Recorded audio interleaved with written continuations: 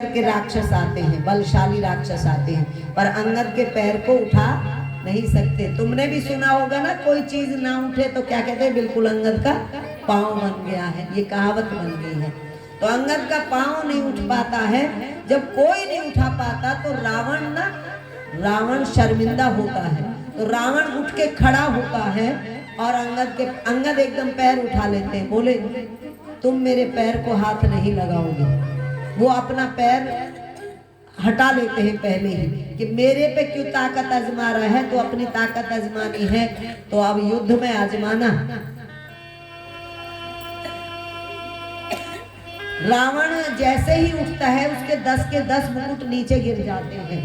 अंगद 4 मुकुट उठाते हैं और उठा के फेंक देते हैं, जो राम जी के शिविर में जाकर गिर जाते हैं। तो एक संदेश भेज दिया। अब वहां सब हैरान रह जाते हैं कि ये मुकुट कहाँ से आए। राम जी समझ गए कि ये मुकुट अंगद ने फेंके हैं और 6 मुकुट रावण अपने सिर पर रख लेता है। जब अंगद का पैर नहीं हिला पाता तो और चिढ़ा हुआ होता है, वो चिढ़ जाता है, बाली की बात करता है। बोले बाली को किसने मारा, वो जान पूछ के चिढ़ाता है। बोले बाली को जिसने मारा उससे 10 दिन बाद आप मिल लेना जाके, वही बता देगा कि उसे किसने मारा। तो ऐसे बहुत वार्तालाप के बाद अंगद जी वहां से लौट चलते। रावण कहता है मैं सीता को वापस नहीं करूंगा, और अंगद वहां से चल पड़ते हैं, वापस आते हैं और राम जी के पास आकर वहां की सारी खबर सुनाते हैं। तो वहां ये तय हो जाता है कि युद्ध तो अब करना ही पड़ेगा, युद्ध अब नहीं टलता किसी भी हालत में। राम जी अंगद की प्रशंसा करते हैं, अंगद तुमने कमाल कर दिया, रावण के मुकुट कैसे फेंके तुमने इतनी दूर।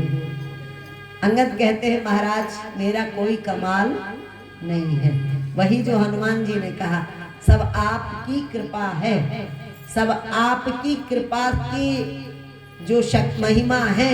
जो कुछ भी हम कर रहे हैं वो आपकी शक्ति से कर रहे हैं, आपकी करुणा कृपा से कर रहे हैं, हमारे पास और कोई ताकत नहीं है। अब फिर मंदोदरी रावण को समझाती है। जब अंगद आता है ना, अंगद की घटना घटती है, अंगद चला जाता है, तो अब मंदोदरी को पता लगता है इस बात का। तो मंदोदरी फिर समझाती है रावण को, ये तात आप समझ लो, बार बार आपको शांति के लिए उन्होंने दूत भेजा है, अब भी मान लो उनकी बात, अब भी उनसे मित्रता कर लो। तुमने देखा तुम्हारे क्या हाल हो गया है, लंका का कितना नुकसान हो गया, हमारा पुत्र भी मर गया है, अब और ज्यादा हठ ना करो। मंदोदरी की बात नहीं मानता रावण और युद्ध की तैयारी करने लगता है। इधर राम भी युद्ध की तैयारी कर रहे हैं और रावण भी युद्ध की तैयारी कर रहा है। 38 परम चतुरता श्रवण सुनि भीष राम उदार, समाचार पुनि सब कहे गढ़ के बाली कुमार। सियावर राम जय जय श्री रघुराम जय जय राम, भवानी आवाज हारी, तब सो दशरथ अग्नि बिहारी। जय सिया राम जय जय सिया राम, बिहारी राम राम।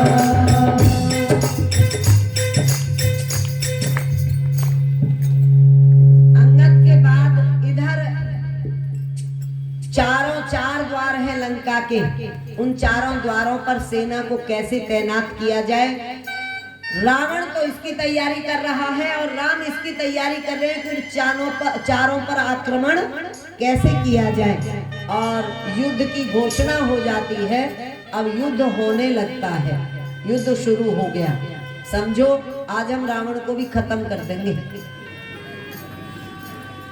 लंका कांड आज पूरा कांड है, यूं नहीं कहते बड़ा कांड हुआ वहां तो ये लंका कांड है जो हर घर में चलता ही रहता है, हर दिल में भी चलता रहता है। राम और रावण यहाँ भी हैं, बुराई और अच्छाई हमारे भीतर भी है। तो ये लंका को ध्वस्त करने की तैयारी चल रही है।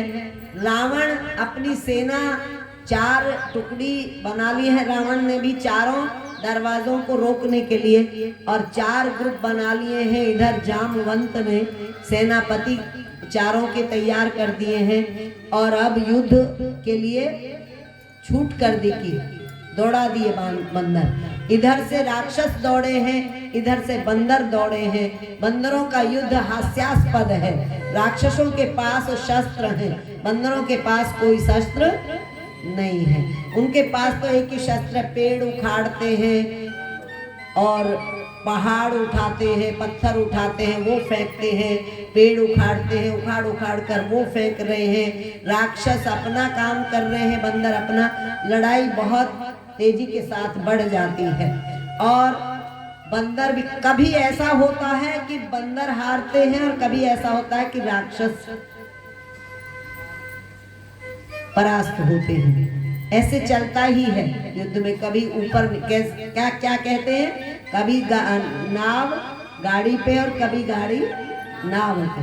तो इस तरह से युद्ध शुरू हो जाता है। इधर मेघनाद युद्ध के लिए निकलता है, मेघनाद चलता है उधर से सेनापति बनकर, और मेघनाद को हनुमान जी ललकारते हैं। हनुमान जी का मेघनाद का युद्ध शुरू हो जाता है। छाती में लात मारता है, मेघनाद गिर जाता है और उसके बाद फिर श्री राम जी से मेघनाद की लड़ाई होती है। श्री राम जी के साथ लड़ाई होते हुए देखकर लक्ष्मण जी चलते हैं युद्ध के लिए और लक्ष्मण जी की और मेघनाद का युद्ध शुरू हो जाता है। मेघनाद पूरी शक्ति लगाता है, पर जब देखता है कि तेरा कोई भी बल नहीं काम कर रहा, तो वो फिर क्या करता है, वो शक्ति बाण छोड़ता है जो खाली नहीं जा सकती। वो शक्ति बाण छोड़ता है, लक्ष्मण को मारता है शक्ति, और लक्ष्मण मूर्छित होकर गिर जाते हैं। हाहाकार मच जाता है बानरों की सेना में, और हनुमान जी लक्ष्मण जी को उठाकर राम जी के पास ले आते हैं। लक्ष्मण जी को मूर्छित देखकर राम जी भी विकल हो जाते हैं, व्याकुल हो जाते हैं। उन्हें लगा कि अगर लक्ष्मण को कुछ हो गया तो मैं कैसे मुंह दिखाऊंगा वापस जाकर सुमित्रा को, अपनी माँ को, अपने अयोध्या वासियों को कैसे मुंह दिखाऊंगा। बहुत सभी में उदासी आ जाती है। अगर किसी का मुख्य सेनापति इस हालत में पहुंच जाए तो उसका असर पूरी सेना पर आता है, पूरी सेना पर इसका असर है। और राम जी जो बिल्कुल मुख्य थे, राम जी विकल हो रहे हैं। राम जी ने लक्ष्मण जी का सिर अपने घुटने पे रखा है और उसको देख देख कर रो रहे हैं। मेरे भाई कैसा व्यवहार कर रहे हैं जैसे एक मनुष्य करता है। राम का व्यवहार नर लीला है, ये हमें याद रखना है। वो नर की लीला करते हैं। रोने लग गए हैं लक्ष्मण को देखकर, रोते रोते विकल हो रहे हैं। कहते हैं मैं क्या जवाब दूंगा वापस जाकर।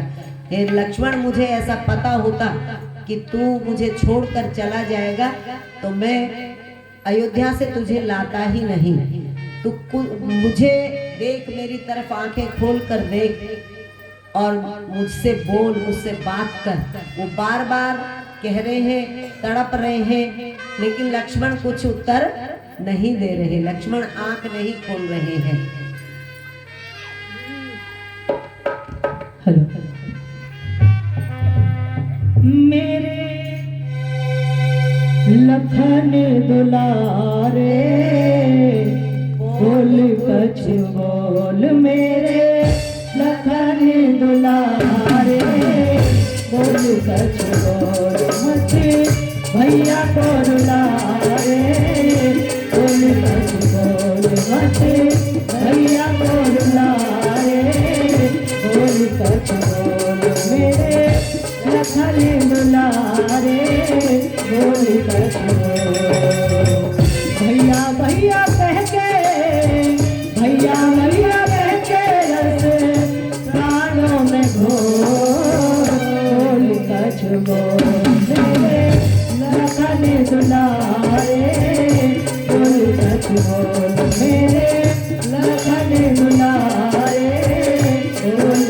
बोल। जय श्री राम। जय श्री राम। राम रो रहे हैं। राम को व्याकुल देखकर सब वहां उनके आसपास खड़े हो जाते हैं। अब प्रश्न उठता है कि लक्ष्मण जी खड़े कैसे होंगे, क्या किया जाए। तो वहां पर जामवंत कहते हैं कि लंका में सुषेण वैद है, उसको लाया जाए। तो हनुमान जी, लाएगा कौन? हनुमान जी लाएंगे। हनुमान जी सोते हुए उसको खाट समेत सुषेण वैद को ले आते हैं। अब सुषेण वैद से कहते हैं इलाज के लिए, तो सुषेण वैद बूटी बताता है और बता देता है कि उस पहाड़ पर ये बूटी मिलेगी। लाएगा कौन बूटी? हनुमान जी। तो हनुमान जी वो बूटी लेने के लिए, और साथ में एक बात और कह देता है कि अगर रात टप गई और सूर्य निकल गया तो फिर प्राण बचने वाले नहीं है, उससे पहले बूटी यहाँ आनी चाहिए। हनुमान जी बूटी लेने के लिए चल पड़ते हैं और राम जी व्याकुल होकर रो रहे हैं। और हनुमान जी बस ये प्रतीक्षा कर रहे हैं कि किसी तरह हनुमान जी जल्दी से, सूर्य उदय होने से पहले हनुमान जी आ जाएं। आ लौट के आजा हनुमान, तुझे श्री राम बुलाते हैं। यही पूरा करना जो गाना। अच्छा जी। मेरे लखन दुलारे बोल सच बोल, मेरे लखन दुलारे बोल सच बोल, मेरे लखन दुलारे बोल सच बोल, मेरे लखन दुलारे बोल सच बोल। मत भैया को रुला रे बोल सच बोल, मत भैया को रुला रे बोल सच बोल।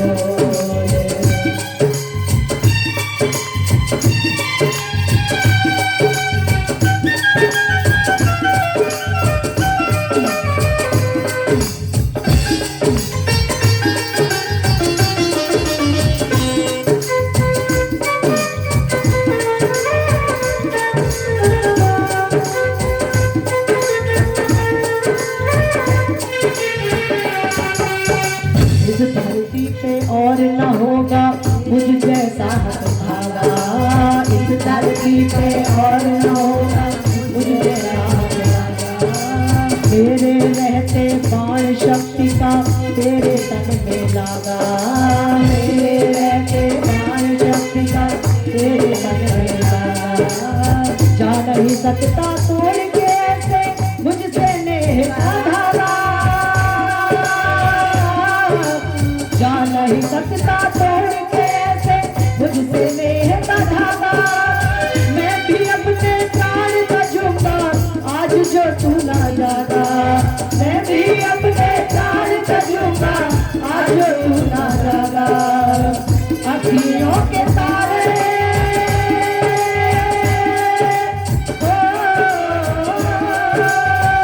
अखियों के तारे अल्लाह अखियां तुझे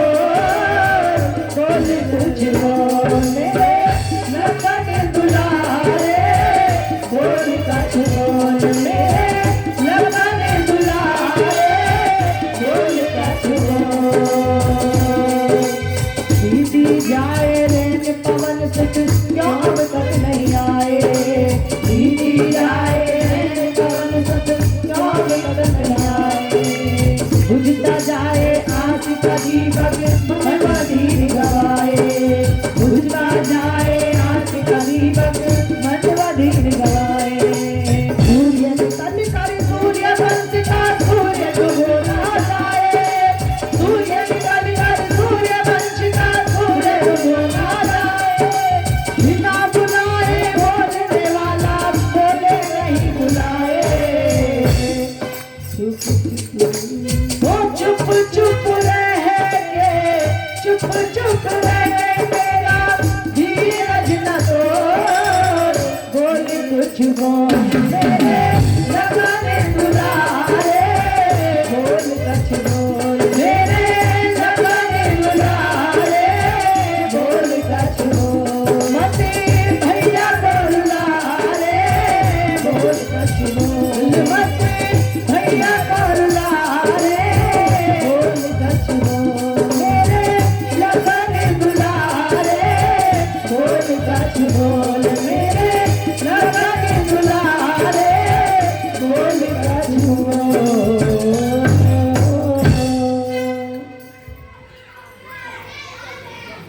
हनुमान जी का पता चला रावण को कि हनुमान जी बूटी लेने जा रहे हैं और लक्ष्मण मूर्छित हैं। ये खुशी की खबर थी रावण के लिए। इधर दुख हो रहा था, उधर खुशी हो रही थी। रावण अति प्रसन्न है कि ऐसा हो गया और वो ये चाहता है कि अब रात होने से पहले बूटी, सुबह होने से पहले बूटी ना आए। इसके लिए क्या करूं? इसके लिए वो जाता है, उसका एक परिचित है कालनेमी, सुना है तुमने नाम? कालनेमी। कालनेमी के पास जाता है और उससे कहता है कि तू एक काम कर, तू कुछ कर और हनुमान वापस ना आ सके, बूटी लेके वहां पहुंचा ना सके, ऐसा कुछ कर। तो कालनेमी नाराज होता है, उससे कहते तू पागल हो रहा है, तू राम से दुश्मनी कर रहा है, ये तू गलत कर रहा है। बल्कि मैं कहता हूँ सब रावण को सभी ऐसा बोलते हैं कि सीता को लौटा और राम से मित्रता कर ले। उसने भी यही कहा। वो उस रावण फिर अपना रौब दिखाता है। रावण कहता है कि मैं तुझे जिंदा नहीं छोड़ूंगा।